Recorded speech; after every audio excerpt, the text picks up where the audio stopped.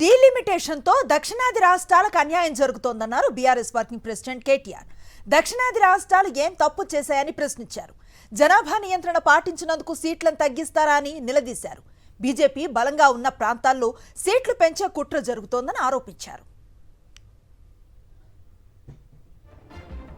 BRS Congress ఒక్కటేనని BJP తప్పుడు ప్రచారం చేస్తోందంటున్న కేటీఆర్తో మా ప్రతినిధి రమణ ఫేస్ టు ఫేస్.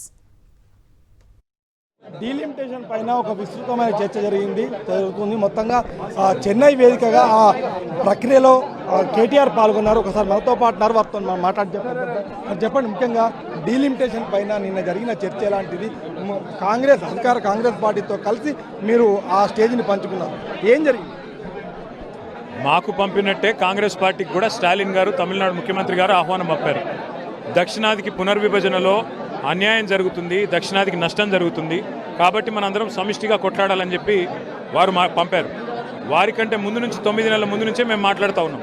కొత్తగా ఈ బీజేపీ చేస్తున్న కుట్ర వల్ల, వాళ్ళ సవతి తల్లి ప్రేమ వల్ల దక్షిణాది రాష్ట్రాలన్నిటికీ కూడా అన్యాయం జరుగుతుంది. ఏ రాష్ట్రాలు అయితే కుటుంబ నియంత్రణ పాటించినాయో ఆ రాష్ట్రాల్లో జనాభా తగ్గింది. ఇప్పుడు జనాభా తగ్గింది కాబట్టి సీట్లు తగ్గిస్తామంటే ఇది అన్యాయం. ఎవడైతే మీ మాటిని లేదో, గతంలో ఎక్కడైతే జనాభా నియంత్రణ పాటించలేదో వాళ్ళకు మీరు పెద్దపీట వేసి, ఎవరికైతే పనిష్మెంట్ ఇవ్వాలనో వాళ్ళకి ఇవ్వకుండా, ఎవరికైతే ఇన్సెంటివ్ ఇవ్వాలనో, ప్రైజ్ ఇవ్వాలనో వాళ్ళకి ఇవ్వకుండా ఇట్లా వ్యవహారం చేయడం తప్పు అని నిలదీశాము. ఎట్లుందో యథాతథంగా అయితే 543 అట్లే ఉంచండి, లేదా అదే దామాషా ప్రకారం ఇప్పుడు 17 సీట్లు ఉన్నాయనుకోండి తెలంగాణలో, దాని ప్రకారం రేపు పెంచిన దాని ప్రకారం కూడా భారతదేశంలో అదే రేషియో మెయింటైన్ చేయండి అని కోరినాం.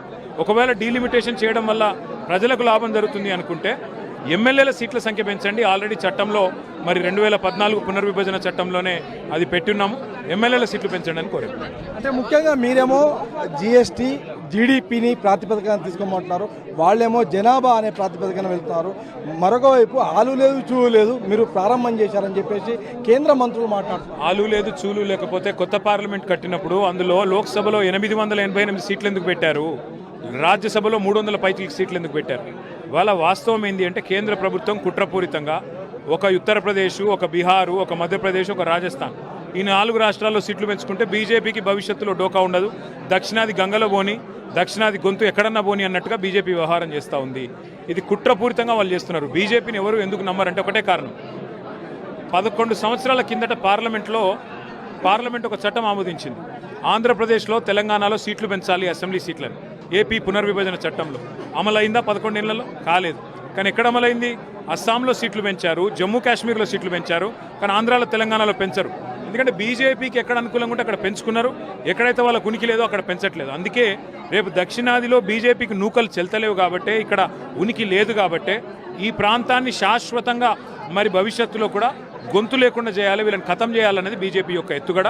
దాన్ని ముందే పసిగట్టి మేము మాట్లాడుతాం. అంటే ముఖ్యంగా ఇప్పుడు దక్షిణాది రాష్ట్రాలన్నీ ఒకటి కావడం అనేది ఒక తిరుగుబాటుగా వీడొచ్చా? ఇప్పుడు వేర్పాటువాదం కూడా ఒక చర్చలో ఉన్న నేపథ్యంలో దీన్ని ఎట్లా వీడొచ్చు? అస్సలే కాదు. పూర్తి స్థాయిలో అందరం మొదలు భారతీయులు, ఆ తర్వాతనే దక్షిణ భారతదేశం, ఆ తర్వాత తెలుగు వాళ్ళం, ఆ తర్వాత తెలంగాణ వాళ్ళం.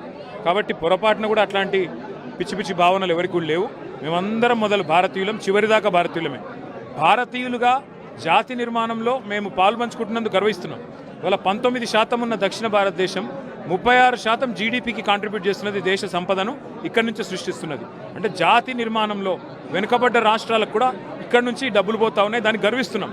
కానీ వెనుకబడ్డ రాష్ట్రాలకు మేము సహకరిస్తుంటే, మేము డబ్బులు పంపుతుంటే, మా ప్రాంతం ఇక్కడి ప్రజల చెమట రక్తంతో వాళ్ళు ఎంజాయ్ చేస్తుంటే మా గొంతు నొక్కుతాము, మా సంఖ్య తగ్గిస్తామంటే మాత్రం ఊరుకోము, తిరగబడతాము. భారత ప్రభుత్వాన్ని ఎట్లయితే మెడలు వంచి తెలంగాణ తెచ్చుకున్నామో అట్లే మెడలు వంచి డీలిమిటేషన్ కూడా తెలంగాణకు, దక్షిణాదికి న్యాయం జరిగే విధంగా కోరాడు. ఇది ముఖ్యంగా కేటీఆర్ చెప్తున్న విషయాన్ని మనం గమనించాము.